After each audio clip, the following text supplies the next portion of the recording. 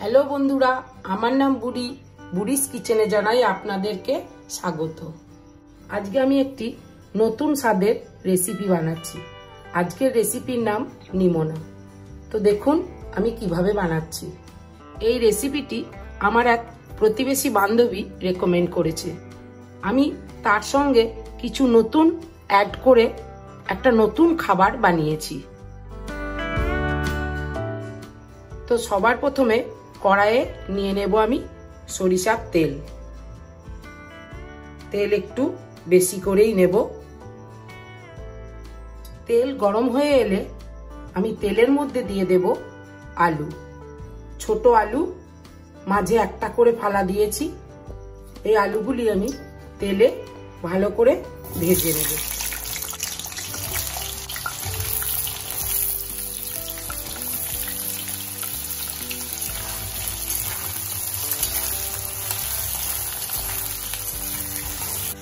দেখুন বন্ধুরা, আলু আমার খুব সুন্দর করে ভাজা হয়ে গেছে। এরকম অবস্থায় আমি তুলে নেব।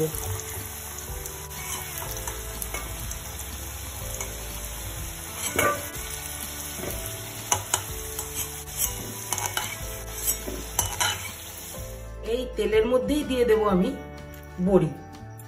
বাজারে যে বড়ি কিনতে পাওয়া যায়, বড়িও ভেজে আমি তুলে নেব। একটু লাল লাল হয়ে গেলেই আমি তুলে নেব। বড়িও লাল লাল ভাজা হয়ে গেছে, আমি তুলে নেব।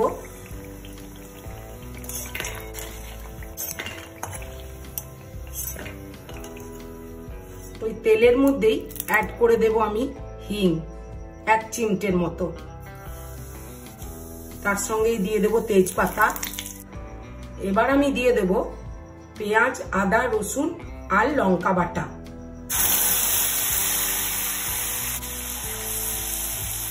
এবার ভালো করে কষিয়ে নেব।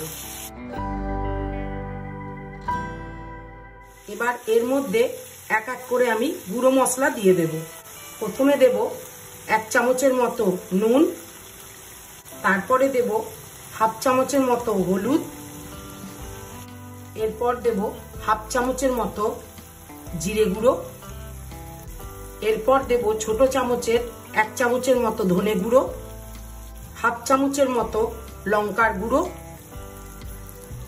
এবার আমি ভালো করে সমস্ত মশলা কষিয়ে নেব।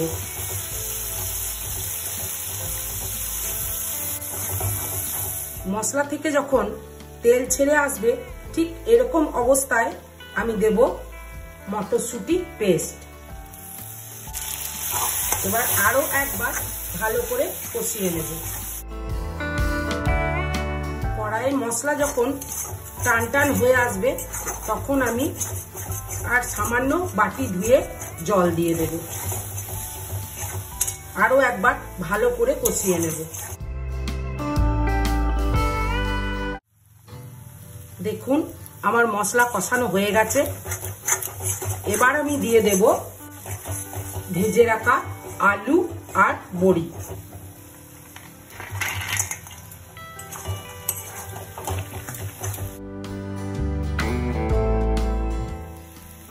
দেখুন বন্ধুরা, বড়ি, আলু, মশলা সমস্ত ভালো করে কষানো হয়ে গেছে। এবার আমি দিয়ে দেব পরিমাণ মতো জল।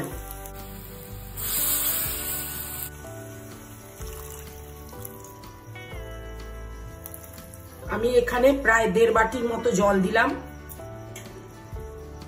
কারণ আলু সেদ্ধ হতে হবে।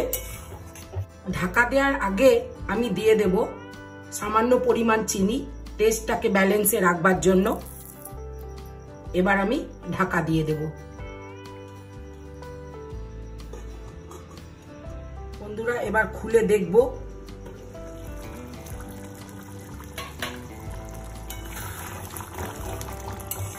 রান্না আমার প্রায় শেষের দিকে। আলুও খুব ভালো সেদ্ধ হয়ে গেছে। দিয়ে দেব 1/2 চামচের থেকে একটু কম ঘি, আর দিয়ে দেব গরম মশলা একটুখানি।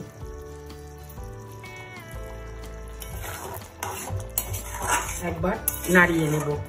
হয়ে গেল আমার নিমোনা রান্না। এই আলু আর মটরশুঁটির এই রান্না খুব টেস্টফুল হয় খেতে।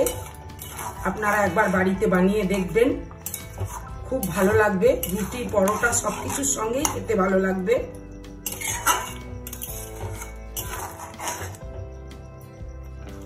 তো দেখুন বন্ধুরা, আমার এই নিমোনা রেসিপি কেমন, দেখতেও সুন্দর আর স্বাদেও অতুলনীয়।